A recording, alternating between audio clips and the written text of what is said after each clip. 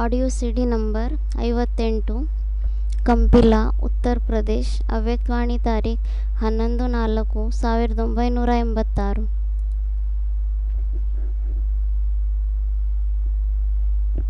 ओम शांति।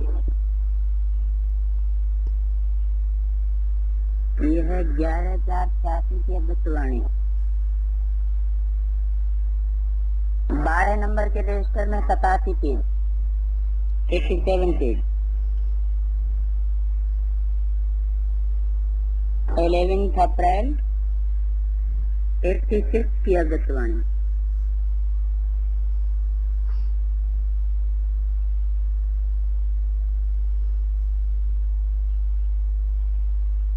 सभी बच्चों की श्रेष्ठ तकदीर की तस्वीर देख रहे हैं।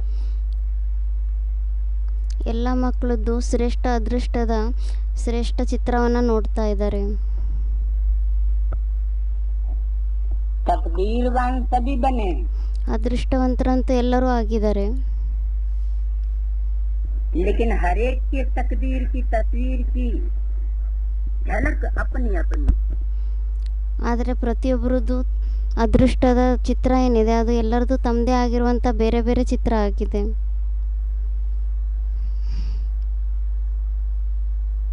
जैसे कोई भी तस्वीर बनाने वाले ಯಾವ ಥರ ಯಾವುದೇ ಚಿತ್ರವನ್ನು ತಯಾರು ಮಾಡುವಂಥವ್ರು तस्वीर बनाते हैं, ಚಿತ್ರವನ್ನಂತೂ ಮಾಡ್ತಾರೆ. तो कोई तस्वीर हजारों रुपए के, ಮತ್ತು ಕೆಲವು ಚಿತ್ರಗಳೇನಿದೆ ಅದು ಸಾವಿರಾರು ರೂಪಾಯಿನಲ್ಲಿ ಸಿಗುತ್ತೆ. दाम की अमूल्य होती है। ಅಷ್ಟು ಕಾಸ್ಟ್ಲಿ ಇರುವಂಥದ್ದು ತುಂಬ ಅಮೂಲ್ಯವಾಗಿರುವಂಥದ್ದಾಗಿರುತ್ತೆ. और कोई तस्वीर साधारण भी होती है। ಮತ್ತು ಕೆಲವು ಚಿತ್ರಗಳು ಸಾಧಾರಣನೂ ಆಗಿರುತ್ತೆ. यहाँ बाप दादा द्वारा मिले हुए भाग्य को ಇಲ್ಲಿ ಬಾಬ್ದಾದಾರವ್ರ ಮುಖಾಂತರ ಸಿಕ್ಕಿರುವಂಥ ಭಾಗ್ಯವನ್ನು, तकदीर को ಅದೃಷ್ಟವನ್ನು तस्वीर में लाना, ಚಿತ್ರದಲ್ಲಿ ತಗೊಂಬನ್ನಿ. अर्थात प्रैक्टिकल जीवन में लाना है। ಅಂದರೆ ಪ್ರಾಕ್ಟಿಕಲ್ ಜೀವನದಲ್ಲಿ ತಗೊಂಬನ್ನಿ. कहा यहाँ बाप दादा के पास, ಎಲ್ಲಿ? ಇಲ್ಲಿ ಅಂದರೆ ಬಾಬ್ದಾದಾರವ್ರ ಹತ್ರ. क्योंकि में प्रैक्टिकल नहीं होता है। और इस ज्ञान मार्ग की विशेषता है जो कहते हैं, जो ಯಾಕೆಂದರೆ ಭಕ್ತಿ ಮಾರ್ಗದಲ್ಲಿ ಪ್ರಾಕ್ಟಿಕಲ್ ಆಗೋದಿಲ್ಲ. ಆದರೆ ಈ ಜ್ಞಾನ ಮಾರ್ಗದ ವಿಶೇಷತೆ ಏನಾಗಿದೆ, ಇಲ್ಲಿ ನಾವೇನು ಹೇಳ್ತೀವೋ, हैं, जो लिख करके देते हैं, ಏನು ಬರೆದ್ಬಿಟ್ಟು ನಾವು ಕೊಡ್ತೀವಿ, वो क्या होता है? प्रैक्टिकल होना चाहिए। ಅದು ಪ್ರಾಕ್ಟಿಕಲ್ ಆಗಬೇಕಾಗಿದೆ.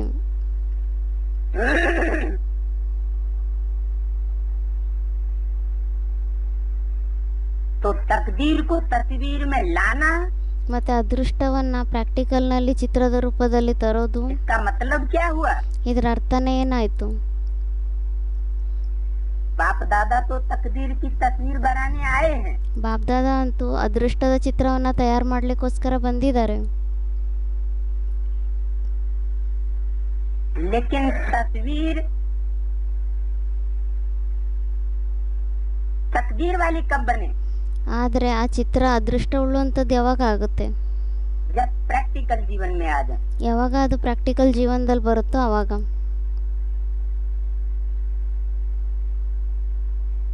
इस वर्ष की अव्यक्त वाणी में ಈ ವರ್ಷದ ಅವ್ಯಕ್ತವಾಣಿಯಲ್ಲಿ बड़े बड़े दीदी दादी महारथियों से भी ದೊಡ್ಡ ದೊಡ್ಡ ದೀದಿ ದಾದಿಯರು ಮಹಾರಥಿಯರು ಅವ್ರ ಹತ್ರನೂ ಸಹ बाप दादा ने क्या कहा है?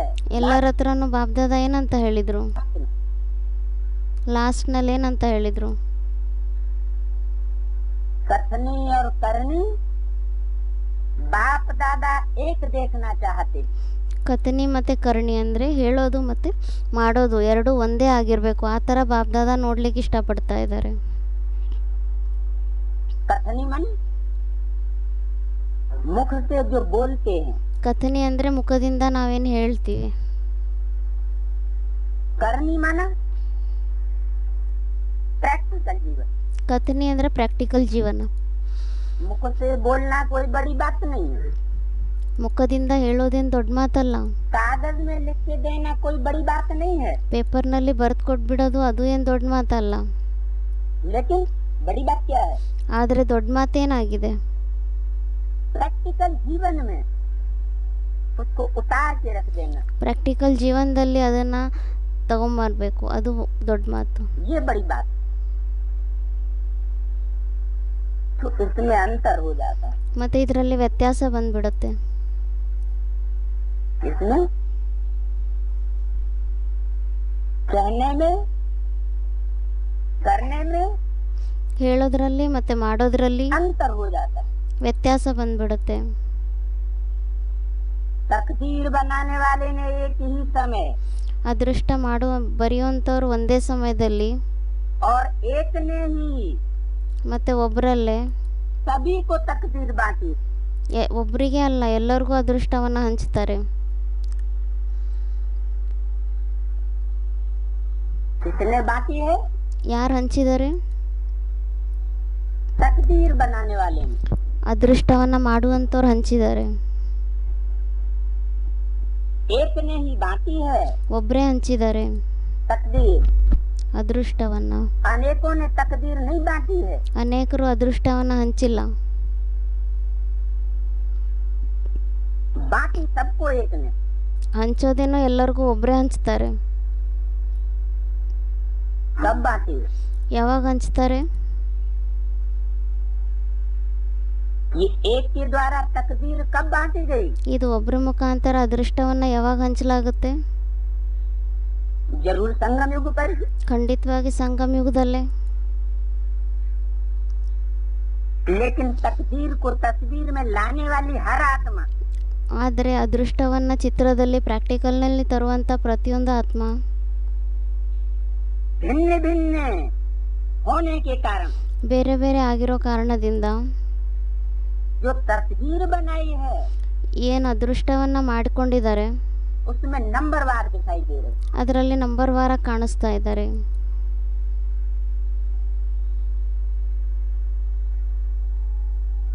कोई भी तस्वीर की विशेषता ಯಾವುದೇ ಚಿತ್ರದ ವಿಶೇಷತೆ नयन ಕಣ್ಣುಗಳು और उसकी मुस्कुराहट होती है।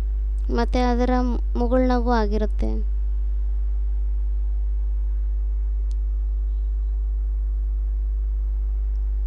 इन दो विशेषताओं से ही ಈ ಎರಡು ವಿಶೇಷತೆಗಳಿಂದಾನೇ तकदीर का मूल्य होता है। ಅದೃಷ್ಟದ ಮೂಲ್ಯ ಆಗಿರುತ್ತೆ. कौन सी दो विशेषताएं? ಯಾವುದಾಗಿದೆ ಎರಡು ವಿಶೇಷತೆಗಳು? आंखें और मुख की मुस्कुराहट। ಕಣ್ಣುಗಳು ಮತ್ತು ಮುಖದ ಮುಗುಳ್ನಗು ಇದೇ ಮುಖ್ಯ ಆಗಿರುತ್ತೆ.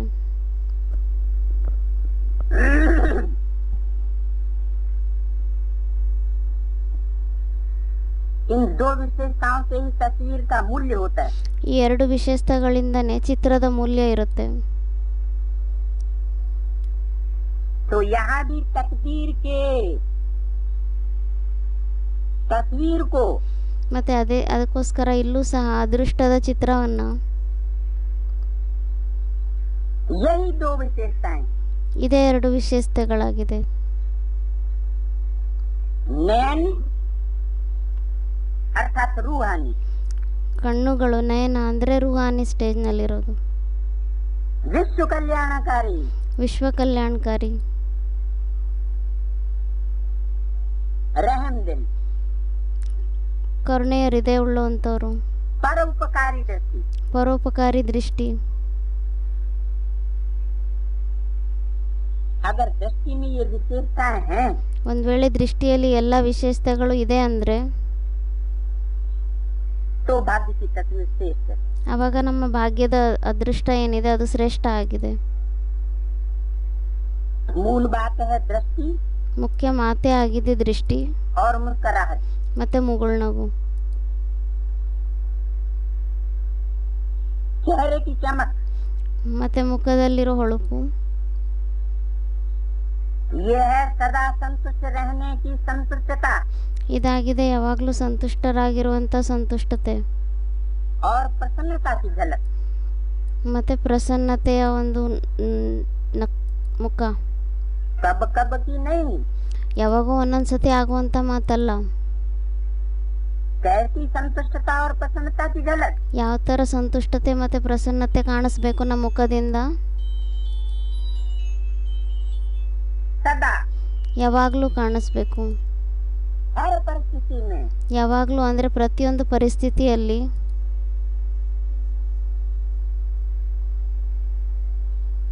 इसी विशेषताओं से सदा चेहरे पर रूहानी चमक आती। ಇದೇ ವಿಶೇಷತೆಗಳಿಂದ ಯಾವಾಗಲೂ ಮುಖದಲ್ಲಿ ರೂಹಾನಿ ಸ್ಟೇಜಿನ ಒಂದು ಹೊಳಪು ಅನ್ನೋದು ಬರುತ್ತೆ. रूहानी मुस्कान अनुभव होती है। ರೂಹಾನಿ ಮುಗುಳ್ನಗು ಅನುಭವ ಆಗುತ್ತೆ. ये दो विशेषताएं ಈ ಎರಡು ವಿಶೇಷತೆಗಳು तकदीर की तस्वीर का मूल्य बढ़ा देती। ಅದೃಷ್ಟದ ಚಿತ್ರ ಏನಿದೆ ಅದರ ಮೂಲ್ಯವನ್ನು ಹೆಚ್ಚು ಮಾಡಿಬಿಡುತ್ತೆ ಎರಡು ಮಾತುಗಳು. तो आज बाप दादा यही देख रहे थे। ಮತ್ತೆ ಇವತ್ತು ಬಾಬ್ದಾದ ಇದನ್ನೇ ನೋಡ್ತಾ ಇದ್ರು. तकदीर की तस्वीर तो सभी ने बनाई है। ಅದೃಷ್ಟದ ಚಿತ್ರವನ್ನಂತೂ ಎಲ್ಲರೂ ಮಾಡಿದ್ದಾರೆ. तस्वीर बनाने की कलम बाप ने सबको दे दी। ಚಿತ್ರವನ್ನು ಮಾಡುವಂಥ ಪೆನ್ನನ್ನಂತೂ ಬಾಬ್ದಾದ ಎಲ್ಲರಿಗೂ ಕೊಟ್ಬಿಟ್ಟಿದ್ದಾರೆ. अभी क्या बोला? ಇವಾಗ ಏನಂತ ಹೇಳಿದ್ರು? तकदीर एक ने बनाई है ಅದೃಷ್ಟವನ್ನಂತೂ ಒಬ್ಬರೇ ಮಾಡ್ತಾರೆ. और अभी कलम सबके हाथ में दे दी है। ಆದರೆ ಇವಾಗ ಆ ಪೆನ್ನನ್ನಂತೂ ಎಲ್ಲರ ಕೈಯಲ್ಲೂ ಕೊಟ್ಬಿಟ್ಟಿದ್ದಾರೆ. किसने? ಯಾರು ಕೊಟ್ಟಿದ್ದಾರೆ? एक ने। ಒಬ್ಬರೇ ಆಗಿದ್ದಾರೆ. उस एक ने सबके हाथ में अपनी अपनी तकदीर बनाने की कलम दे दी। ಆ ಒಬ್ಬರು ಯಾರಿದ್ದಾರೆ ಅವರೆಲ್ಲರ ಕೈಯಲ್ಲೂ ತಮ್ಮ ತಮ್ಮ ಅದೃಷ್ಟವನ್ನ ಚಿತ್ರವನ್ನ ತಯಾರು ಮಾಡ್ಲಿಕ್ಕೋಸ್ಕರ ಪೆನ್ ಕೊಟ್ಬಿಟ್ಟಿದ್ದಾರೆ. जिसको गीतों में गाया है।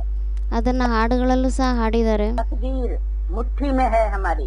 ಅದೃಷ್ಟ ಏನಿದೆ ಅದು ನಮ್ಮ ಮುಷ್ಟಿಯಲ್ಲೇ ಇದೆ ಅಂತ. मुट्ठी में है तकदीर हमारी। ನಮ್ಮ ಮುಷ್ಟಿಯಲ್ಲೇ ನಮ್ಮ ಅದೃಷ್ಟ ಇದೆ ಅಂತ ಹಾಡುಗಳನ್ನ ಹಾಡ್ತಾರೆ. तो कब है? ಮತ್ತೆ ಅದು ಯಾವಾಗಿದೆ? कौन सी युग में है? ಯಾವ ಯುಗದಲ್ಲಿದೆ? संगम युग। ಸಂಗಮ ಯುಗದಲ್ಲಿ.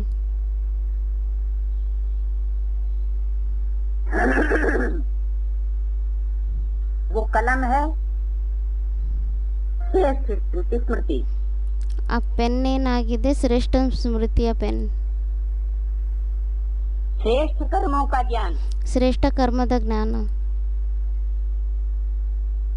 स्मृति भी कैसी? ಈ ಸ್ಮೃತಿನೂ ಸಹ ಯಾವ ಥರ ಇರಬೇಕು? श्रेष्ठ। ಶ್ರೇಷ್ಠ ಸ್ಮೃತಿ ಇರಬೇಕು. कर्म भी कैसे? श्रेष्ठ कर्म। ಕರ್ಮನೂ ಯಾವ ಥರ ಇರಬೇಕು? ಶ್ರೇಷ್ಠ ಕರ್ಮ ಇರಬೇಕು. श्रेष्ठ कर्म और श्रेष्ठ संकल्प। ಶ್ರೇಷ್ಠ ಕರ್ಮ ಮತ್ತೆ ಶ್ರೇಷ್ಠ ಸಂಕಲ್ಪ अर्थात स्मृति। ಅಂದ್ರೇನೆ ಸ್ಮೃತಿ. इस ज्ञान की कलम द्वारा हर आत्मा ಈ ಜ್ಞಾನದ ಪೆನ್ನಿನ ಮುಖಾಂತರ ಪ್ರತಿಯೊಂದು ಆತ್ಮ अपने तकदीर की तस्वीर बनाई रही। ತಮ್ಮ ಅದೃಷ್ಟದ ಚಿತ್ರವನ್ನ ಮಾಡ್ಕೊತಾ ಇದ್ದಾರೆ. कलम कौन सी बताई? ಇಲ್ಲಿ ಪೆನ್ ಯಾವುದು ಅಂತ ಹೇಳಿದ್ದಾರೆ? ज्ञान की कलम। ಜ್ಞಾನದ ಪೆನ್ ಆಗಿದೆ ಇಲ್ಲಿ.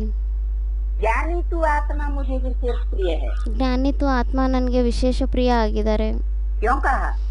ಈ ತರ ಯಾಕೆ ಹೇಳಿದ್ದಾರೆ? क्योंकि जिसकी बुद्धि में जितना प्रैक्टिकल ज्ञान समाया हुआ होगा, ಯಾಕೆಂದ್ರೆ ಯಾರ ಬುದ್ಧಿಯಲ್ಲಿ ಎಷ್ಟು ಪ್ರಾಕ್ಟಿಕಲ್ ಜ್ಞಾನ ಸಮಾವೇಶನೆ ಆಗಿರುತ್ತೆ, सिर्फ कथने का या दिखावे का नहीं, ಕೇವಲ ಹೇಳೋದು ಅಥವಾ ತೋರಿಸೋದು ಅದಕ್ಕೋಸ್ಕರ ಅಲ್ಲ. तो ऐसी ज्ञानी तू आत्मा ಮತ್ತೆ ಆ ತರ ಜ್ಞಾನಿತು ಆತ್ಮಗಳು ऊंचे से ऊंचा भाग्य, ಶ್ರೇಷ್ಠಕ್ಕಿಂತ ಶ್ರೇಷ್ಠ ಭಾಗ್ಯವನ್ನ अर्थात राजाओं का भाग्य, ಅಂದ್ರೆ ರಾಜರ ಭಾಗ್ಯ, महाराजा का भाग्य प्राप्त कर सकती है। ಮಹಾರಾಜಾಯಿಯ ಭಾಗ್ಯವನ್ನು ಪಡಿಬೋದಾಗಿದೆ.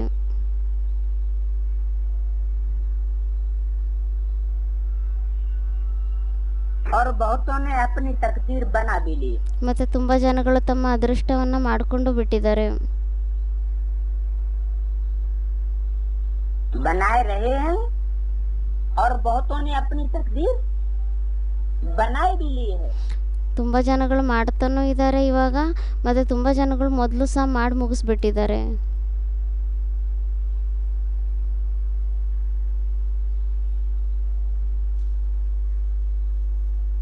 तस्वीर तो बन गई, ಚಿತ್ರ ಅಂತೂ ತಯಾರಾಗ್ಬಿಟ್ಟಿದೆ. तो कमी किस बात की? नैन चैन भी बन गए हैं। ನೈನ್ ಚೈನ್ ಸಹ ಆಗ್ಬಿಟ್ಟಿದ್ದಾರೆ. ಮತ್ತೆ ಏನ್ ತೊಂದರೆ ಇದೆ? अब लास्ट टचिंग है संपूर्णता। ಇವಾಗ ಲಾಸ್ಟ್ ಚೆಕಿಂಗ್ ಆಗಿದೆ ಸಂಪೂರ್ಣತೆದು. बाप समान बनने की। ತಂದೆ ಸಮಾನ ಆಗ್ಬೇಕಾಗಿದೆ.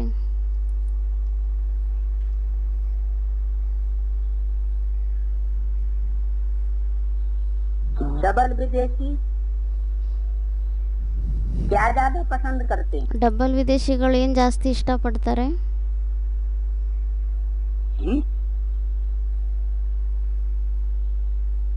डबल विदेशी चित्रकारी ज्यादा पसंद करते हैं। ಡಬಲ್ ವಿದೇಶಿಗಳು ಚಿತ್ರಕಲೆಯನ್ನ ಜಾಸ್ತಿ ಇಷ್ಟಪಡ್ತಾರೆ.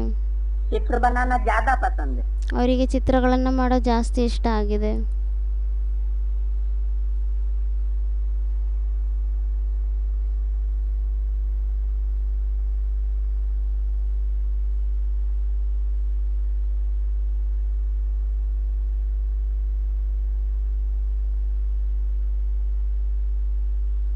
तो बाप दादा भी आज सभी की तस्वीर देख रहे हैं। ಮತ್ತೆ ಇವಾಗ ಬಾಬ್ದಾದನು ಸಹ ಎಲ್ಲರ ಚಿತ್ರವನ್ನ ನೋಡ್ತಾ ಇದ್ದಾರೆ. ये लकबा डबल विदेशियों को ही क्यों दिया? ಈ ಬಿರುದನ್ನ ಡಬಲ್ ವಿದೇಶಿಗಳಿಗೆ ಯಾಕೆ ಕೊಟ್ಟಿದ್ದಾರೆ? ये टाइटल डबल विदेशियों को क्यों दे दिया? ಈ ಟೈಟಲ್ ಅನ್ನ ಡಬಲ್ ವಿದೇಶಿಗಳಿಗೆ ಯಾಕೆ ಕೊಟ್ಟಿದ್ದಾರೆ? जो उन्हें चित्र बनाना ज्यादा पसंद है। ಅಂದ್ರೆ ಅವರಿಗೆ ಚಿತ್ರಗಳನ್ನ ಮಾಡೋ ಜಾಸ್ತಿ ಇಷ್ಟ ಆಗಿದೆ ಅಂತ ಯಾಕೆ ಹೇಳಿದ್ರು?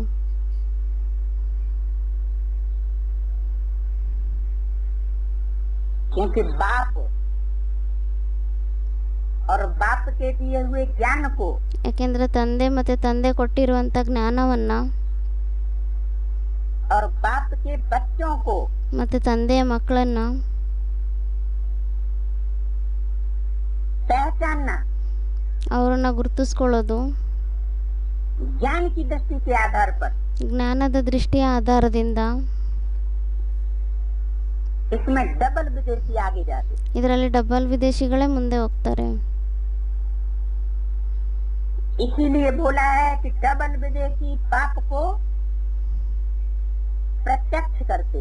ಅದಕ್ಕೋಸ್ಕರ ಹೇಳಿದ್ದಾರೆ ಡಬಲ್ ವಿದೇಶಿಗಳು ತಂದೆಯನ್ನ ಪ್ರತ್ಯಕ್ಷ ಮಾಡ್ತಾರೆ ಅಂತ. मानो बाप का चित्र अपनी बुद्धि में सबसे पहले कौन बनाते हैं? ಅಂದ್ರೆ ತಂದೆಯ ಚಿತ್ರವನ್ನ ತಮ್ಮ ಬುದ್ಧಿಯಲ್ಲಿ ಎಲ್ಲರಿಗಿಂತ ಮೊದಲು ಯಾರು ತಯಾರು ಮಾಡ್ತಾರೆ? डबल। ಡಬಲ್ ವಿದೇಶಿಗಳು. भारतवासियों के लिए नहीं कहा। ಭಾರತವಾಸಿಗಳಿಗೋಸ್ಕರ ಹೇಳಿಲ್ಲ. जिसकी अपनी बुद्धि में बाप का चित्र नहीं खींचेगा, ಯಾರು ತಮ್ಮ ಬುದ್ಧಿಯಲ್ಲಿ ತಂದೆಯ ಚಿತ್ರ ಮುದ್ರಣೆ ಆಗೋದಿಲ್ಲ, तो वो दूसरों के सामने उस चित्र को प्रत्यक्ष नहीं कर सकता। ಮತ್ತೆ ಅವ್ರು ಬೇರೆಯವ್ರ ಎದುರುಗಡೆ ಆ ಚಿತ್ರವನ್ನ ಪ್ರತ್ಯಕ್ಷ ಮಾಡ್ಲಿಕ್ಕೂ ಆಗಲ್ಲ. तो डबल विदेशियों को क्या विशेष पसंद है? ಮತ್ತೆ ಡಬಲ್ ವಿದೇಶಿಗಳಿಗೆ ವಿಶೇಷವಾಗಿ ಏನ್ ಇಷ್ಟ ಆಗಿದೆ? चित्र बनाना। ಚಿತ್ರವನ್ನ ತಯಾರು ಮಾಡೋದು ಇಷ್ಟ ಆಗಿದೆ. तो बाप दादा भी आज सभी की तस्वीर देख रहे हैं। ಮತ್ತೆ ಇವಾಗ ಬಾಬ್ದಾದರವರು ಸಹ ಎಲ್ಲರ ಚಿತ್ರವನ್ನ ನೋಡ್ತಾ ಇದ್ದಾರೆ.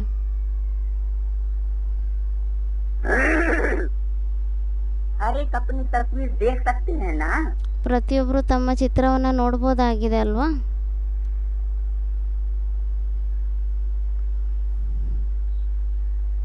तो बाप दादा भी देख रहे हैं। ಮತ್ತೆ ಬಾಬ್ದಾದರವರು ಸಹ ನೋಡ್ತಾ ಇದ್ದಾರೆ. कि कहाँ तक तस्वीर मूल्यवान बनी, ಅಂದರೆ ಎಲ್ಲಿವರೆಗೂ ನಮ್ಮ ಚಿತ್ರ ಮೂಲ್ಯವಾನ ಆಗಿದೆ. तथा अपनी इस रूहानी तस्वीर को देख ಯಾವಾಗಲೂ ನಿಮ್ಮ ರೂಹಾನಿ ಚಿತ್ರವನ್ನು ನೋಡಿಬಿಟ್ಟು इसमें संपूर्णता लाते रहो. ಇದರಲ್ಲಿ ಸಂಪೂರ್ಣತೆಯನ್ನು ತರ್ತಾ ಇರಿ.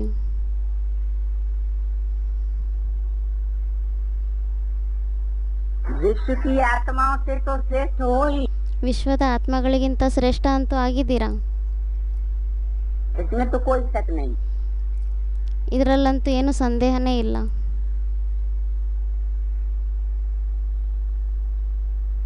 कोटों में कोई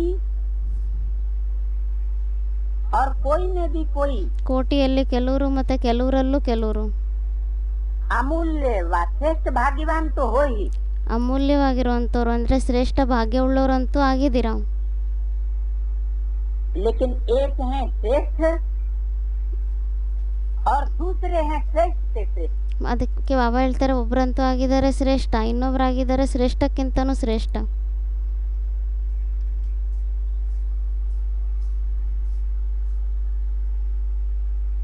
तो श्रेष्ठ बने हैं व श्रेष्ठ से श्रेष्ठ बने हैं. ಮತ್ತೆ ಶ್ರೇಷ್ಠ ಆಗಿದ್ದೀರಾ ಅಥವಾ ಶ್ರೇಷ್ಠಕ್ಕಿಂತ ಶ್ರೇಷ್ಠ ಆಗಿದ್ದೀರಾ?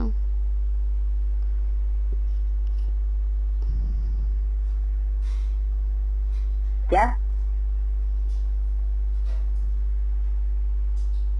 पूछा? ಏನಂತ ಹೇಳಿದ್ರು, ಕೇಳಿದ್ರು. एक तो श्रेष्ठ, ಒಂದಂತೂ ಆಗಿದ್ದೀರಾ ಶ್ರೇಷ್ಠ, ये सेकंड क्वालिटी हुई. ಇದು ಸೆಕೆಂಡ್ ಕ್ವಾಲಿಟಿ ಆಯಿತು. और फर्स्ट क्वालिटी श्रेष्ठ से श्रेष्ठ. ಮತ್ತು फर्स्ट क्वालिटी ಆಗಿದೆ ಶ್ರೇಷ್ಠಕ್ಕಿಂತ ಶ್ರೇಷ್ಠ. और थर्ड क्लास की तो बात ही नहीं करते. ಮತ್ತು ಥರ್ಡ್ ಕ್ಲಾಸಿಂದಂತೂ ಮಾತೇ ಹೇಳೋದಿಲ್ಲ. वो कौन सी हुई? ಮತ್ತು ಅದು ಯಾವುದಾಗಿದೆ? श्रेष्ठ नहीं. ಅದು ಶ್ರೇಷ್ಠ ಆಗಿಲ್ಲ.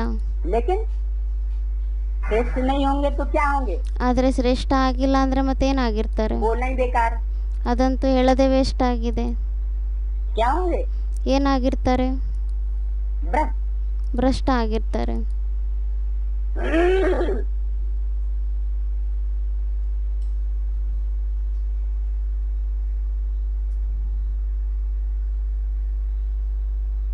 तो अव्यक्त बाप दादा हम हमेशा बच्चों को 3 ग्रुप में बांटते रहते. ಮತ್ತು ಅವ್ಯಕ್ತ ಬಾಬ್ದಾದ ಮಕ್ಕಳಿಗೆ ಯಾವಾಗಲೂ 3 ಗ್ರೂಪ್ನಲ್ಲಿ ಹಂಚ್ತಾ ಇರ್ತಾರೆ.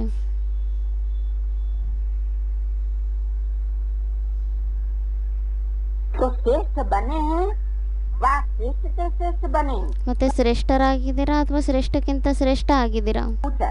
ಕೇಳಿದ್ರು ಈ ಥರ. ये अपन को चेक करना है. ಇದನ್ನ ನಮ್ಮನ್ನು ನಾವು ಚೆಕ್ ಮಾಡ್ಕೋಬೇಕಾಗಿದೆ. समझा? ಅರ್ಥ ಆಯ್ತಾ?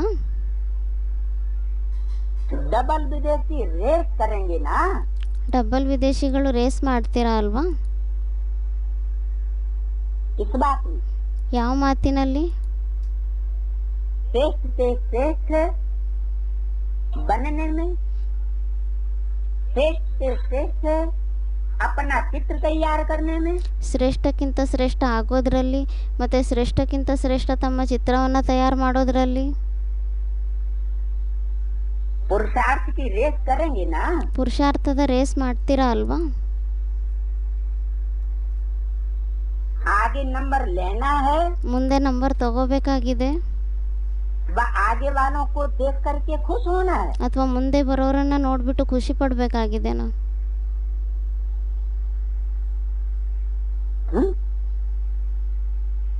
आगे नंबर लेना है. ಮುಂದೆ ನಂಬರ್ ತಗೋಬೇಕಾಗಿದೆ. तो दौड़ के समय टाइम वेस्ट नहीं किया जाता. ಮತ್ತೆ ಓಡುವಂಥ ಸಮಯದಲ್ಲಿ ಟೈಮ್ ವೇಸ್ಟ್ ಮಾಡಬಾರ್ದಾಗಿದೆ.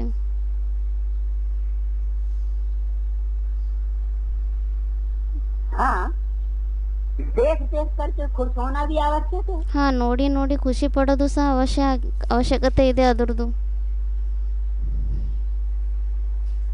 लेकिन स्वयं पीछे होकर के नहीं देखो. ಆದರೆ ಸ್ವಯಂ ಹಿಂದೆ ಉಳ್ಕೊಂಡ್ಬಿಟ್ಟು ನೋಡಬೇಡಿ. कि दूसरे आगे बढ़ जाएं ಅಂದರೆ ಇನ್ನೊಬ್ರು ಮುಂದೆ ಹೋಗ್ಬಿಡ್ತಾರೆ और हम पीछे से ही सही ಮತ್ತು ನಾವು ಹಿಂದಿಂದಾನೇ ಸರಿ देख लेंगे। ನೋಡ್ಕೊಂಡ್ಬಿಡ್ತೀವಿ ಹಿಂದಿಂದ. है कि नहीं? ಆ ಥರ ಅಲ್ಲ. आगे बढ़ने वाले जो श्रेष्ठ से श्रेष्ठ हैं, ಮುಂದೆ ಹೋಗುವಂಥವ್ರು ಯಾರು ಶ್ರೇಷ್ಠಕ್ಕಿಂತ ಶ್ರೇಷ್ಠ ಆಗಿದ್ದಾರೆ, उस ग्रुप के साथ साथ होते ಆ ಗ್ರೂಪ್ನ ಜೊತೆಯಲ್ಲಿದ್ದರೆ दूसरों को भी देख हर्षित होने वाले बनना है। ಬೇರೆಯವರನ್ನು ನೋಡಿಬಿಟ್ಟು ಹರ್ಷಿತರಾಗುವಂಥವ್ರು ಆಗಬೇಕಾಗಿದೆ. स्वयं भी आगे बढ़ो ಸ್ವಯಂ ಸಹ ಮುಂದೆ ನಡೀರಿ और पीछे वालों को भी आगे बढ़ाओ। ಮತ್ತು ಹಿಂದೆ ಇರೋರನ್ನು ಸಹ ಮುಂದೆ ಮಾಡಿ. तो इसी को कहते हैं परोपकारी। ಮತ್ತು ಇದಕ್ಕೆ ಹೇಳಲಾಗುತ್ತೆ ಪರೋಪಕಾರಿ ಅಂತ. ये परोपकारी बनना, ಮತ್ತು ಈ ಪರೋಪಕಾರಿ ಆಗೋದು इसकी विशेषता है स्वार्थ भाव से सदा मुक्त रहना। ಇದರ ವಿಶೇಷತೆ ಆಗಿದೆ ಏನಂತ, ಸ್ವಾರ್ಥ ಭಾವದಿಂದ ಯಾವಾಗಲೂ ಮುಕ್ತರಾಗಿರೋದು. इस भाव से ಯಾವ ಭಾವನೆಯಿಂದ? स्वरथ, रथ मन ಸ್ವರಥ, ರಥ ಅಂದರೆ शरीर, ಶರೀರ. स्वार्थ भाव से सदा मुक्त रहना, ಸ್ವಾರ್ಥ ಭಾವನೆಯಿಂದ ಯಾವಾಗಲೂ ಮುಕ್ತರಾಗಿರೋದು. ये किस बात की विशेषता बताई? ಇದು ಯಾವ ಮಾತಿನ ವಿಶೇಷತೆ ಅಂತ ಹೇಳಿದ್ರು? परोपकारी वाले। ಪರೋಪಕಾರಿ ಆಗಿರುವಂಥ ವಿಶೇಷತೆ.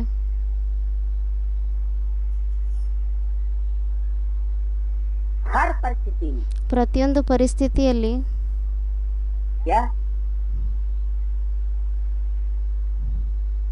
अच्छी परिस्थितियों में तो सब परोपकारी बन लेते हैं। ಹದ್ದಿನ ಪರಿಸ್ಥಿತಿಗಳಲ್ಲಂತೂ ಎಲ್ಲರೂ ಪರೋಪಕಾರಿ ಆಗೋಗ್ಬಿಡ್ತಾರೆ.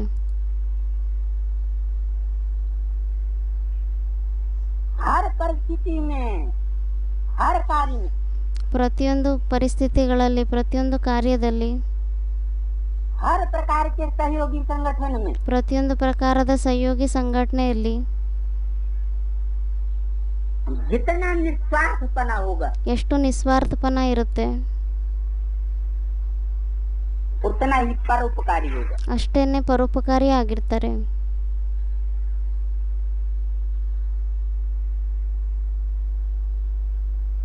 और अपने रथ का बहाना आया, ಮತ್ತೆ ಒಂದ್ ವೇಳೆ ನಮ್ಮ ರಥದ ವಾಹನ ಬಂದ್ರೆ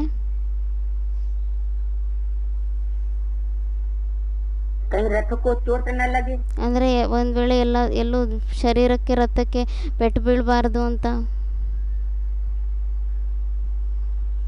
कोई हानि न हो जाए, ಯಾವುದೇ ದುಃಖ ನೋವು ನಷ್ಟ ಆಗಬಾರ್ದು,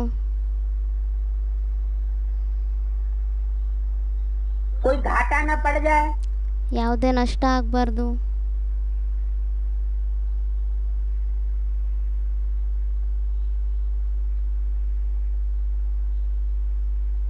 तो स्वयं भी भरपूरता का अनुभव नहीं कर सकेगा। ಮತ್ತೆ ಆ ಥರ ಇದ್ರೆ ಸ್ವಯಂ ಸಹ ಭರ್ಪೂರತೆ ಅಂದರೆ ತುಂಬಿಕೊಂಡಿರೋ ಥರ ಅನುಭವ ಮಾಡ್ಕೊಳ್ಳಿಕ್ಕೆ ಆಗಲ್ಲ.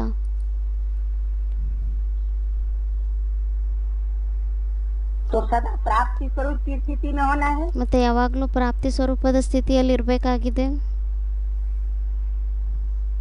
सब परोपकारी की लास्ट स्टेज अनुभव कर सकेंगे। ಆವಾಗ ಪರೋಪಕಾರಿಯ ಲಾಸ್ಟ್ ಸ್ಟೇಜನ್ನು ಅನುಭವ ಮಾಡ್ಕೋಬೋದಾಗಿದೆ. और दूसरों को भी करा सकते, ಮತ್ತೆ ಬೇರೆಯವ್ರಿಗೂ ಸಹ ಅನುಭವನ ಮಾಡಿಸ್ಬೋದಾಗಿದೆ. जैसे ब्रह्मा बाप को देखा, ಯಾವ ಥರ ಬ್ರಹ್ಮ ತಂದೆಯನ್ನು ನೋಡಿದ್ರು,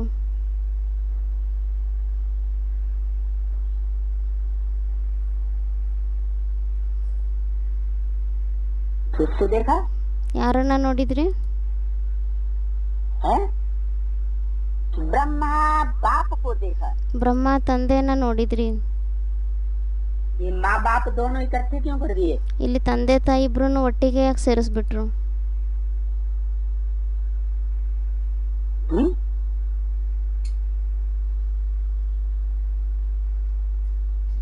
या ब्रह्मा को ही बाप बताई दिया? ಅಥವಾ ಬ್ರಹ್ಮನ್ಗೆ ತಂದೆ ಅಂತ ಹೇಳ್ಬಿಟ್ರಾ? हम्म? जो देखने वाली पुरानी आत्मा है, ಯಾರು ನೋಡುವಂಥ ಹಳೆ ಆತ್ಮ ಆಗಿದ್ದಾರೆ,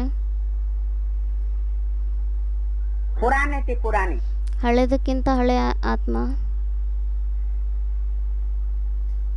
इस जन्म में भी दोबारा जन्म लेकर के भल आए, ಈ ಜನ್ಮದಲ್ಲೂ ಸಹ ಎರಡನೇ ಜನ್ಮ ತಗೊಂಡು ಮತ್ತೆ ಬರ್ತಾರೆ. लेकिन आत्मा ने तो शरीर के चक्षुओं से देखा ही है। ಆದರೆ ಆತ್ಮ ಅಂತೂ ಶರೀರದ ಚಕ್ಷುಗಳಿಂದ ಅಂತೂ ನೋಡಿದೆ. किन दोनों को? ಯಾರಿಬ್ರನ್ನ? किन दोनों को देखा? ಯಾರಿಬ್ರನ್ನ ನೋಡಿದ್ದಾರೆ? ब्रह्मा और बाप। ಬ್ರಹ್ಮ ಮತ್ತೆ ತಂದೆ. जहाँ ब्रह्मा बाप शब्द आता है वहाँ उसका गलत अर्थ नहीं लगाना। ಎಲ್ಲಿ ಬ್ರಹ್ಮ ಮತ್ತೆ ತಂದೆ ಅನ್ನೋ ಶಬ್ದ ಬರುತ್ತೆ ಅಲ್ಲಿ ಅದರ ತಪ್ಪಾರ್ಥವನ್ನ ತಿಳ್ಕೊಬೇಡಿ. कि ब्रह्मा ही बाप है, ಅಂದ್ರೆ ಬ್ರಹ್ಮನೇ ತಂದೆ ಆಗಿದ್ದಾರೆ ಆ ಥರ ಅಲ್ಲ. नहीं। जैसे लौकिकता की भाषा में बोला जाता है माँ बाप, ಯಾವ ಥರ ಲೌಕಿಕತೆಯ ಭಾಷೆಯಲ್ಲಿ ಹೇಳಲಾಗುತ್ತೆ ತಂದೆ ತಾಯಿ, वो तो हद के होते हैं, ಅವರಂತೂ ಹದ್ದಿನ ತಂದೆ ತಾಯಿ ಆಗಿರ್ತಾರೆ. बड़े बड़े नहीं होते। ಅವರೇನಷ್ಟು ದೊಡ್ಡವರಾಗಿರಲ್ಲ. और यहाँ बेहद ब्राह्मणों की दुनिया में माँ बाप कैसे हैं? ಮತ್ತೆ ಇಲ್ಲಿ ಬೇಹದ್ದಿನ ಬ್ರಾಹ್ಮಣರ ಪ್ರಪಂಚದಲ್ಲಿ ತಂದೆ ತಾಯಿ ಯಾವ ಥರ ಇದ್ದಾರೆ? जितने भी बाप हैं वो सब हद के। ಎಷ್ಟೇ ತಂದೆ ಇದ್ದಾರೆ ಅವರೆಲ್ಲ ಹದ್ದಿನವರಾಗಿದ್ದಾರೆ. नंबरवार छोटे, ನಂಬರ್ ವಾರಾಗಿ ಚಿಕ್ಕವರಾಗಿದ್ದಾರೆ. लेकिन वो है ब्रह्मा, ಆದರೆ ಅವರಾಗಿದ್ದಾರೆ ಬ್ರಹ್ಮ. माना बड़ी माँ, ಬ್ರಹ್ಮ ಅಂದ್ರೆ ದೊಡ್ಡ ತಾಯಿ. जिससे बड़ी माँ कोई होती नहीं। ಅವ್ರಿಗಿಂತ ದೊಡ್ಡ ತಾಯಿ ಬೇರೆ ಯಾರೂ ಇರೋದಿಲ್ಲ. तो बड़ी माँ का बाप भी कैसा होगा? ಮತ್ತೆ ದೊಡ್ಡ ತಾಯಿ ಯಾರಿದ್ದಾರೆ ಅವ್ರ ತಂದೆನೂ ಸಹ ಯಾವ ತರ ಇರ್ತಾರೆ? बड़ा ही होगा। ದೊಡ್ಡವರೇ ಆಗಿರ್ತಾರೆ. तो बेहद सृष्टि के माता पिता से मतलब है। ಮತ್ತೆ ಬೇಹದ್ದಿನ ಸೃಷ್ಟಿಯ ತಂದೆ ತಾಯಿಯಿಂದ ಮಾತಿದೆ. जैसे ब्रह्मा बाप को देखा, ಯಾವ ತರ ಬ್ರಹ್ಮ ತಂದೆಯನ್ನ ನೋಡಿದ್ರಿ?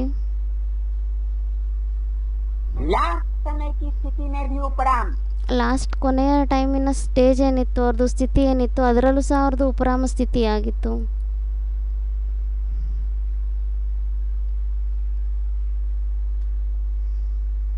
और परोपकार ये विशेषता सदा देखी। ಮತ್ತೆ ಪರೋಪಕಾರ ಈ ವಿಶೇಷತೆಯನ್ನು ಯಾವಾಗಲೂ ನೋಡಿದ್ರು.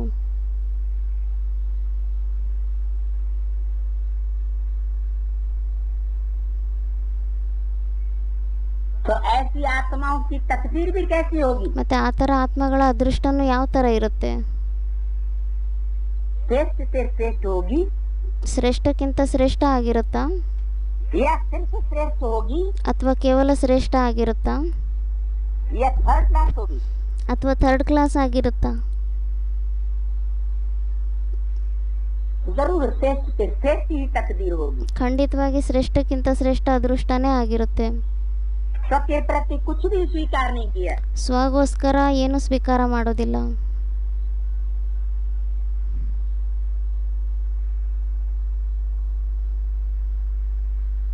माना प्रैक्टिकल जीवन दिखाया। ಅಂದ್ರೆ ಪ್ರಾಕ್ಟಿಕಲ್ ಜೀವನವನ್ನ ತೋರಿಸಿದ್ರು. भक्ति मार्ग में तो सिर्फ कहते हैं तन मन धन सब तेरा। ಭಕ್ತಿ ಮಾರ್ಗದಲ್ಲಂತೂ ಕೇವಲ ಹೇಳ್ತಾರೆ ತನ ಮನ ಧನ ಎಲ್ಲ ನಿಮ್ದೇ ಅಂತ. क्योंकि भक्ति मार्ग में तो भक्तों को बड़ा स्वार्थ होता है, ಯಾಕೆಂದ್ರೆ ಭಕ್ತಿ ಮಾರ್ಗದಲ್ಲಂತೂ ಭಕ್ತರಿಗೆ ತುಂಬಾ ಸ್ವಾರ್ಥ ಇರುತ್ತೆ, देह का अहंकार होता है। ತುಂಬಾ ದೇಹದ ಅಹಂಕಾರ ಇರುತ್ತೆ. इसलिए सिर्फ मुख से कहते हैं। ಅದಕ್ಕೋಸ್ಕರ ಕೇವಲ ಅವ್ರ ಮುಖದಿಂದ ಹೇಳ್ತಾರೆ. क्या क्या कहते हैं? ಏನಂತ ಹೇಳ್ತಾರೆ? तन मन धन सब तेरा। ತನ ಮನ ಧನ ಎಲ್ಲ ನಿಮ್ದು ಅಂತ ಹೇಳ್ತಾರೆ. क्या लगे मेरा? ನಂದೇನಾಗಿದೆ ಏನೂ ಇಲ್ಲ ಅಂತ ಹೇಳ್ತಾರೆ. में नहीं होता, ಆದ್ರೆ ಪ್ರಾಕ್ಟಿಕಲ್ನಲ್ಲಿ ಇರೋದಿಲ್ಲ. प्रैक्टिकल में परोपकारी नहीं होते। ಪ್ರಾಕ್ಟಿಕಲ್ನಲ್ಲಿ ಪರೋಪಕಾರಿ ಆಗಿರಲ್ಲ.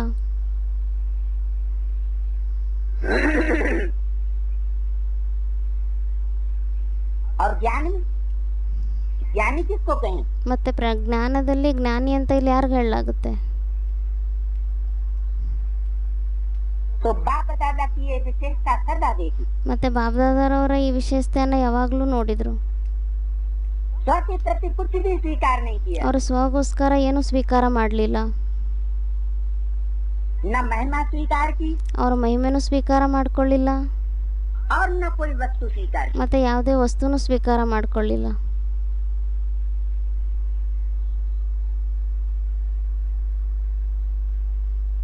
न रहने का स्थान स्वीकार किया, ಮತ್ತು ಇರುವಂಥ ಸ್ಥಾನನೂ ಸ್ವೀಕಾರ ಮಾಡ್ಕೊಳ್ಳಿಲ್ಲ.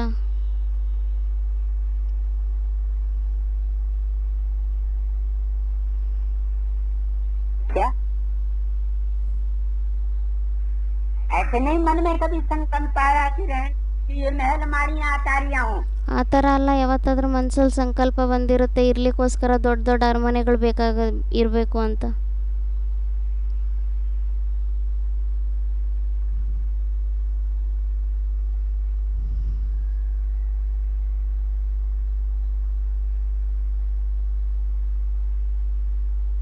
यह है श्रेष्ठ से श्रेष्ठ तकदीर बनाने वालों की निशानी। ಇದಾಗಿದೆ ಶ್ರೇಷ್ಠಕ್ಕಿಂತ ಶ್ರೇಷ್ಠ ಅದೃಷ್ಟವನ್ನು ಮಾಡ್ಕೊಳೋಂಥ ಆತ್ಮಗಳ ವಿಶೇಷತೆ, ಅವರ ಗುರುತು. ब्राह्मण परिवार तो बड़ा, ಬ್ರಾಹ್ಮಣ ಪರಿವಾರ ಅಂತೂ ದೊಡ್ಡದಾಗಿದೆ. इसमें हर तरह की सैंपल, ಇದರಲ್ಲಿ ಎಲ್ಲ ಪ್ರಕಾರದ ಸ್ಯಾಂಪಲ್ ಇದೆ. यज्ञ में एक सत्संग शुरू हुआ था, ಯಜ್ಞದಲ್ಲಿ ಒಂದು ಸತ್ಸಂಗ ಆರಂಭ ಆಗಿತ್ತು सिंध हैदराबाद में। ಸಿಂಧ್ ಹೈದರಾಬಾದ್ನಲ್ಲಿ. तो वो भी समय था जिसका मुरली में जिक्र किया है कि सत्संग शुरू किया तो मम्मा के कमरे से भी छोटा कमरा था। ಅಂದರೆ ಯಾವಾಗ ಆ ಸತ್ಸಂಗವನ್ನು ಆರಂಭ ಮಾಡಿದ್ರು ಅದಕ್ಕೋಸ್ಕರ ಮುರಳಿಗಳಲ್ಲೂ ಸಹ ಸೂಚನೆಯನ್ನು ಕೊಟ್ಟಿದ್ದಾರೆ. ಏನಂತ, ಯಾವಾಗ ಆ ಸತ್ಸಂಗವನ್ನು ಶುರು ಮಾಡಿದ್ರು ಅವಾಗ ಆ ರೂಮ್ ಏನಿದೆ ಅದು ಮಮ್ಮನ ರೂಮ್ಗಿಂತನೂ ಚಿಕ್ಕ ರೂಮ್ ಆಗಿತ್ತು. जिसमें सत्संग करते थे, ಯಾವ ರೂಮ್ನಲ್ಲಿ ಸತ್ಸಂಗವನ್ನು ಮಾಡ್ತಾ ಇದ್ರು. ऐसे नहीं भाव आया कि बड़ा स्थान हो, ಆ ಥರ ಎಲ್ಲ ಭಾವನೆ ಬಂತು ಮನಸ್ಸಿನಲ್ಲಿ, ಏನಾದರೂ ದೊಡ್ಡ ಸ್ಥಾನ ಇರಬೇಕಾಗಿತ್ತು, हमारे रहने के लिए अलग स्थान हो, सत्संग के लिए अलग स्थान हो। ನಮ್ಗಿರ್ಲಿಕ್ಕೋಸ್ಕರ ಬೇರೆ ಸ್ಥಾನ ಇರಲಿ, ಸತ್ಸಂಗಕ್ಕೋಸ್ಕರ ಬೇರೆ ಸ್ಥಾನ ಇರಲಿ, ಆ ಥರ ಮನಸ್ಸಿನಲ್ಲಿ ಯಾವತ್ತೂ ಬಂದಿಲ್ಲ. नहीं, अगर 3 पैर पृथ्वी है ಆ ಥರ ಅಲ್ಲ, ಒಂದು ವೇಳೆ 3 ಹೆಜ್ಜೆ ಇಡುವಷ್ಟು ಭೂಮಿ ಇದ್ರೂ ಸಹ तो ईश्वरीय सेवा के लिए पहले ಮೊದಲು ಈಶ್ವರೀಯ ಸೇವೆಗೋಸ್ಕರ, हमारे स्वार्थ की पूर्ति के लिए जो धंधा करना है वो बात है। ನಮ್ಮ ಸ್ವಾರ್ಥ ಪೂರ್ತಿಗೋಸ್ಕರ ಏನೇ ದುಡಿಮೆ ವ್ಯಾಪಾರ ಮಾಡಬೇಕು ಅದು ಆಮೇಲೆ. तो ऐसे परोपकारी जीवन, ಮತ್ತು ಆ ಥರ ಪರೋಪಕಾರಿ ಜೀವನ श्रेष्ठ से श्रेष्ठ भाग्य, ಶ್ರೇಷ್ಠಕ್ಕಿಂತ ಶ್ರೇಷ್ಠ ಭಾಗ್ಯ, अर्थात महाराजी महारानी बनने का भाग्य ಅಂದರೆ ಮಹಾರಾಜ ಮಹಾರಾಣಿ ಆಗುವಂಥ ಭಾಗ್ಯ प्राप्त कर लेते। ಅದನ್ನು ಪಡ್ಕೊಂಡ್ಬಿಡ್ತಾರೆ. तो रहने का भी स्थान स्वीकार नहीं किया, ಮತ್ತು ಇರೋದಕ್ಕೂ ಸಹ ಸ್ಥಾನವನ್ನು ಅವರು ಸ್ವೀಕಾರ ಮಾಡಲಿಲ್ಲ. ऐसे हर बात, ಅದೇ ಥರ ಪ್ರತಿಯೊಂದು ಮಾತು, रोटी हो चाहे कपड़ा हो चाहे मकान हो, ಬಲೆ ರೊಟ್ಟಿ ಆಗಿರಲಿ, ಬಟ್ಟೆ ಆಗಿರಲಿ, ಮನೆನೇ ಆಗಿರಲಿ.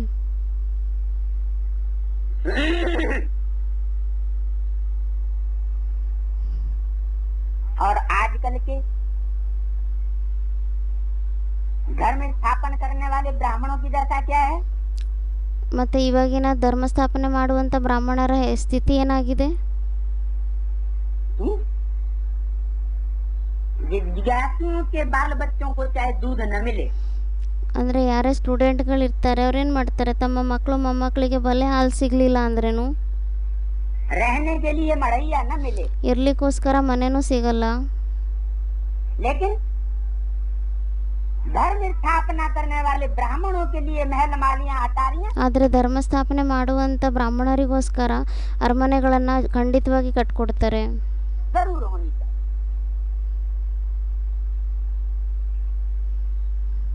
तो श्रेष्ठ से श्रेष्ठ भाग्य बनाने वाले कहे जाएंगे। ಮತ್ತು ಅಂಥವರಿಗೆ ಶ್ರೇಷ್ಠಕ್ಕಿಂತ ಶ್ರೇಷ್ಠ ಭಾಗ್ಯವನ್ನು ಮಾಡುವಂಥವ್ರು ಅಂತ ಹೇಳಲಾಗುತ್ತಾ? श्रेष्ठ से श्रेष्ठ पद बनेगा, ಅದರಿಂದ ಶ್ರೇಷ್ಠಕ್ಕಿಂತ ಶ್ರೇಷ್ಠ ಪದವಿ ಆಗುತ್ತಾ? चलो महाराजा का पद श्रेष्ठ से श्रेष्ठ नहीं बनेगा, ಬಲ್ಲೆ ತಿಳ್ಕೊಳ್ಳಿ, ಮಹಾರಾಜನ ಪದವಿ ಶ್ರೇಷ್ಠಕ್ಕಿಂತ ಶ್ರೇಷ್ಠ ಆಗೋದಿಲ್ಲ. श्रेष्ठ पद तो बन जाएगा, ಆದರೆ ಶ್ರೇಷ್ಠ ಪದವಿ ಅಂತೂ ಆಗೋಗುತ್ತಲ್ವಾ? राजा तो बन जाएंगे, ರಾಜರಂತೂ ಆಗೋಗ್ತಾರೆ. नहीं ಆ ರೀತಿ ಅಲ್ಲ, राजा भी नहीं बन. ರಾಜನೂ ಸಹ ಆಗಲ್ಲ. जो विश्व कल्याणकारी बाप के बच्चे विश्व कल्याणकारी स्टेज पर होंगे, ಯಾರು ವಿಶ್ವ ಕಲ್ಯಾಣಕಾರಿ ತಂದೆ ಮಕ್ಕಳು ವಿಶ್ವ ಕಲ್ಯಾಣಕಾರಿ ಸ್ಟೇಜ್ನಲ್ಲಿ ಇರ್ತಾರೆ, वही राजा और महाराजा बन सकेंगे. ಅವರೇ ರಾಜ ಮತ್ತು ಮಹಾರಾಜ ಆಗ್ಬೋದಾಗಿದೆ.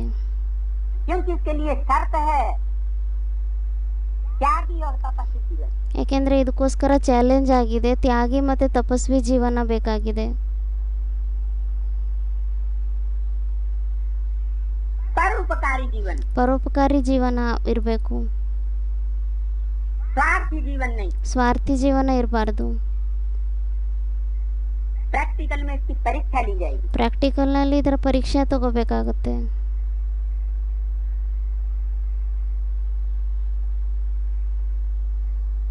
क्योंकि बिना प्रूफ और प्रमाण के बुद्धिमान लोग दुनिया के नहीं मानेंगे. ಯಾಕೆಂದರೆ ಪ್ರೂಫ್ ಪ್ರಮಾಣ ಇಲ್ಲದೆ ಪ್ರಪಂಚದಲ್ಲಿರೋ ಬುದ್ಧಿವಂತ ಜನಗಳು ಆ ಮಾತನ್ನು ಒಪ್ಕೊಳ್ಳೋದೇ ಇಲ್ಲ.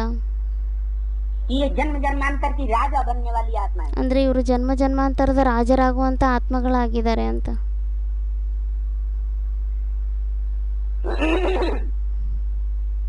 बाप को तो अपने बच्चों की तस्वीर प्रत्यक्ष करनी है. ಬಾಬ್ದಾದಾರವ್ರಿಗಂತೂ ತಮ್ಮ ಮಕ್ಕಳ ಚಿತ್ರವನ್ನು ಪ್ರತ್ಯಕ್ಷ ಮಾಡಬೇಕಾಗಿದೆ, संसार के सामने. ಪ್ರಪಂಚದ ಎದುರುಗಡೆ.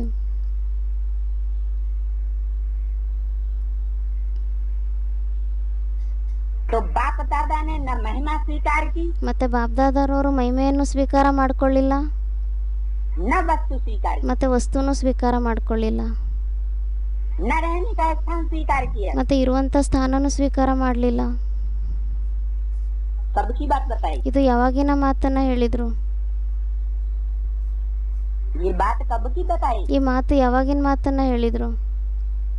प्रेजेंट की बताई ಇದು ಪ್ರೆಸೆಂಟಿಂದ ಹೇಳಿದ್ರಾ, कि फ्यूचर की बताई ಅಥವಾ ಫ್ಯೂಚರಿಂದ ಹೇಳಿದ್ರಾ, कि पास्ट की बताई? ಅಥವಾ ಪಾಸ್ಟಿನ ಬಗ್ಗೆ ಹೇಳಿದ್ರಾ?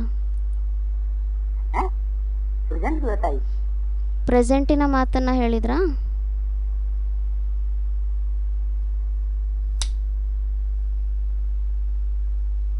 फिर पढ़ते हैं, जैसे ब्रह्मा बाप को देखा, ಮತ್ತೆ ಓದಿದ್ರು ಯಾವ ಥರ ಬ್ರಹ್ಮ ತಂದೆಯನ್ನ ನೋಡಿದ್ರು.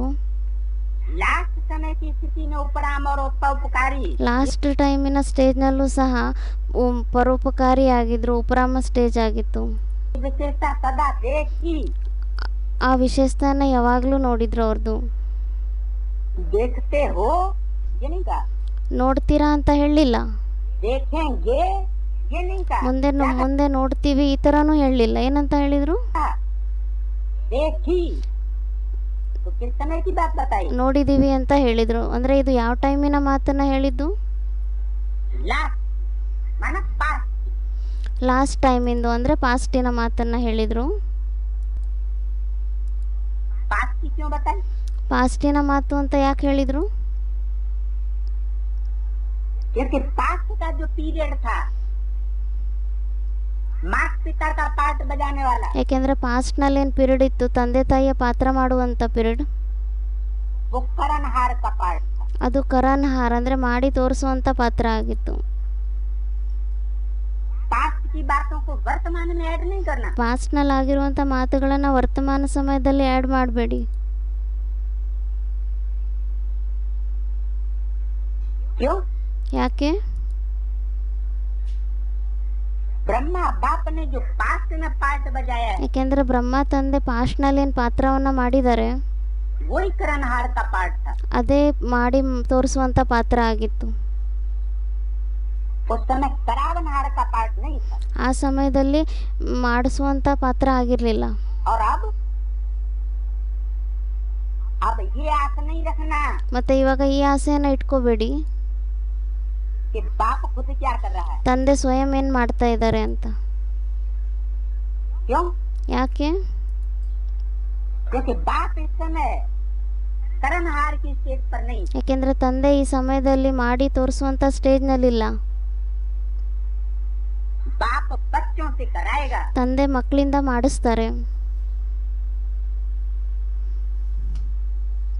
खुद करे या या न करे, ಸ್ವಯಂ ಮಾಡಲಿ ಅಥವಾ ಮಾಡದೇ ಇರಲಿ, इसमें भी राज छुपा हुआ है। ಇದರಲ್ಲೂ ಸಹ ರಹಸ್ಯ ಇದೆ ಅದರಲ್ಲೂ. तो देखा ಮತ್ತೆ ನೋಡಿದ್ರು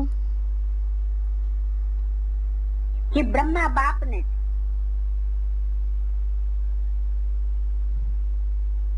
परोपकार की वृत्ति धारण की। ಬ್ರಹ್ಮ ತಂದೆ ಪರೋಪಕಾರದ ವೃತ್ತಿಯನ್ನು ಧಾರಣೆ ಮಾಡಿಕೊಂಡ್ರು. चाहे स्थूल परोपकार हो, ಭಲೆ ಅದು ಸ್ಥೂಲ ಪರೋಪಕಾರನೇ ಆಗಿರಲಿ चाहे सूक्ष्म रूप का हो, ಅಥವಾ ಸೂಕ್ಷ್ಮ ರೂಪದ್ದೇ ಆಗಿರಲಿ, सदा पहले बच्चों को आगे रखा। ಯಾವಾಗಲೂ ಅವ್ರ ಮಕ್ಕಳನ್ನೇ ಮುಂದೆ ಇಟ್ಟರು. इसको कहते हैं परोपकारी। ಇದಕ್ಕೆ ಹೇಳಲಾಗುತ್ತೆ ಪರೋಪಕಾರಿ ಅಂತ. जो प्राप्ति की बात में सदा दूसरों को आगे रखे, ಯಾರು ಪ್ರಾಪ್ತಿಯ ಮಾತಿನಲ್ಲಿ ಯಾವಾಗಲೂ ಬೇರೆಯವರನ್ನೇ ಮುಂದೆ ಇಡ್ತಾರೆ,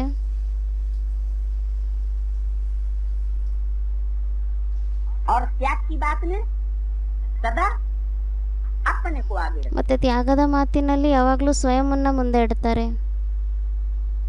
यही संपन्नता की संपूर्णता की निशानी है। ಇದೇ ಸಂಪನ್ನತೆಯ ಸಂಪೂರ್ಣತೆಯ ಗುರುತಾಗಿದೆ. समझा? ಅರ್ಥ ಆಯ್ತಾ? मुरलियां तो बहुत सुनी, ಮುರಳಿಗಳನ್ನಂತೂ ತುಂಬಾ ಕೇಳಿದ್ದೀರಾ. पढ़ाई का टाइम कितना बताया? ವಿದ್ಯಾಭ್ಯಾಸದ ಟೈಮ್ ಎಷ್ಟು ಅಂತ ಹೇಳಿದ್ದಾರೆ? 50 साल। 50 ವರ್ಷ.